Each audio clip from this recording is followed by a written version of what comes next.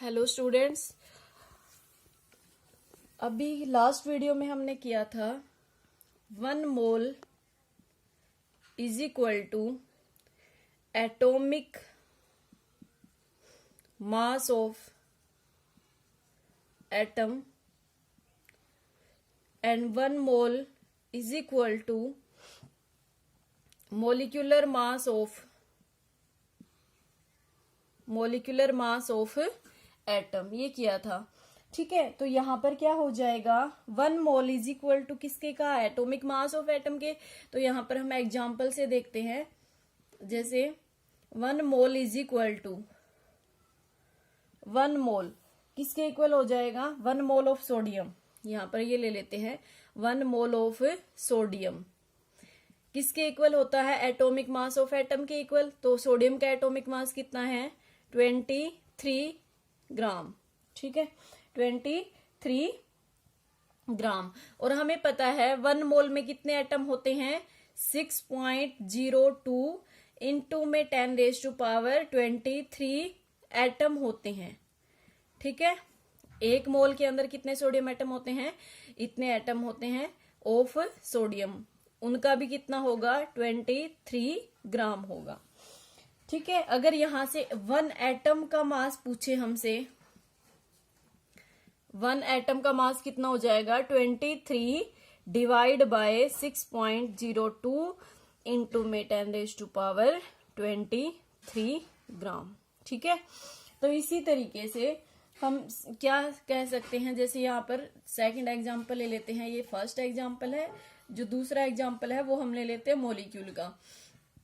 1 mole of H2O किसके equal होता है, मोलिकुलर मास के इक्वल। H2O का मोलिकुलर मास कितना होगा, 2 हाइड्रोजन का और 16 ऑक्सीजन का। तो 2 + 16 18 हो जाएगा, ये 18 ग्राम। 1 मोल ऑफ H2O, 1 मोल में कितने मोलिक्यूल होते हैं, 6.023, यहाँ पर 2 तक ही ले लेते हैं, 2 इंटू में 10⁻23 मोलिक्यूल ऑफ वाटर।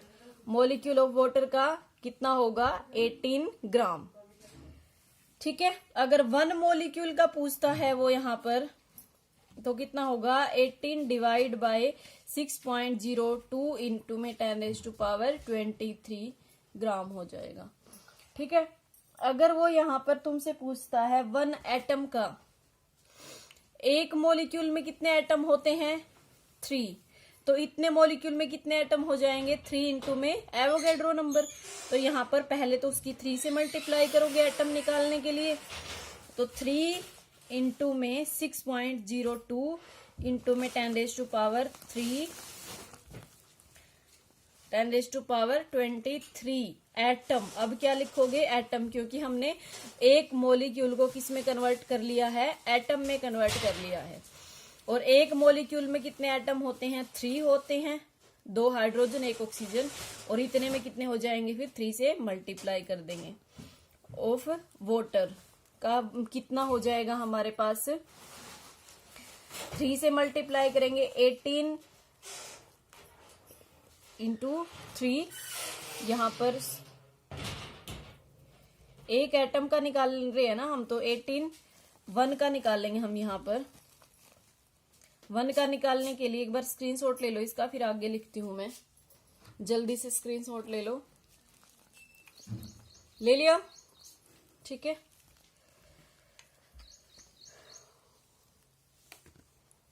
या फिर पॉज करके भी नोट डाउन कर सकते हो, ठीक है। तो 1 का अगर मैं निकाल लूंगी तो 1 के लिए क्या हो जाएगा, 1 एटम ऑफ H2O का मास कितना हो जाएगा, 18 डिवाइड बाय 3 इंटू में 6.02 इंटू में 10⁻23, ठीक है। ये हो जाएगा हमारे पास, ओके। वीडियो को पॉज करके या फिर स्क्रीनशॉट लेके भी तुम नोट डाउन कर सकते हो। उसके बाद देखो भाई, यहाँ पर सेकंड है मोल कंसेप्ट। जो नंबर ऑफ मोल्स हैं, we can find number of moles by three method. Number of moles by three method. First is by given mass. अगर क्या दे रखा हो तुम्हें, मास दे रखा हो, तो फॉर्मूला क्या होगा, number of moles is equal to given mass divide by molecular mass. Divide by, यहां पर मैं पूरा लिख रही हूं, given mass divide by molecular mass. अगर एटम है तो क्या लिखोगे वहां पर, एटॉमिक मास. ठीक है, अगर एटम है तो एटॉमिक मास. ठीक है, एग्जाम्पल जैसे 64 ग्राम ऑफ O2 में बताने कितने नंबर ऑफ मोल्स है, तो 64 ग्राम ऑफ O2 में हो जाएंगे हमारे पास, गिवन मास कितना है 64. ऑक्सीजन का मोलिकुलर मास कितना होगा, एक ऑक्सीजन का 16 होता है, दो का कितना हो जाएगा 32, तो कितना आ जाएगा हमारे पास 2 मोल. ठीक है, ऐसे ही अगर वो ये कहता है 36 ग्राम ऑफ वाटर में बताओ कितने हैं, तो नंबर ऑफ मोल्स क्या हो जाएंगे, गिवन मास कितना है यहाँ पर 36 है. कितना है 36. वाटर का कितना होता है हमारे पास, यहाँ पर कितना होता है वाटर का, देखो यहाँ पर गिवन मास कितना है 36. ठीक है, मोलिकुलर मास कितना होता है वाटर का 2 + 16 इज इक्वल टू 18, तो यहां पर आ जाएगा 2. ठीक है,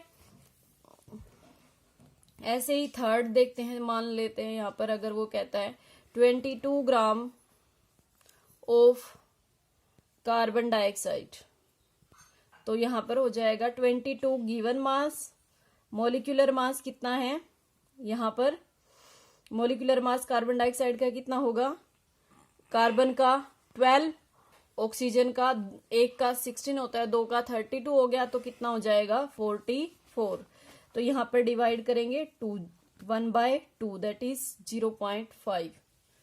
ठीक है, तो ये था फर्स्ट मेथड. जब मास गिवन हो तो हमें नंबर ऑफ मोल्स कैसे निकालने, जो सबसे ज्यादा है वो यही यूज किया जाता है, नंबर ऑफ मोल्स वाला ही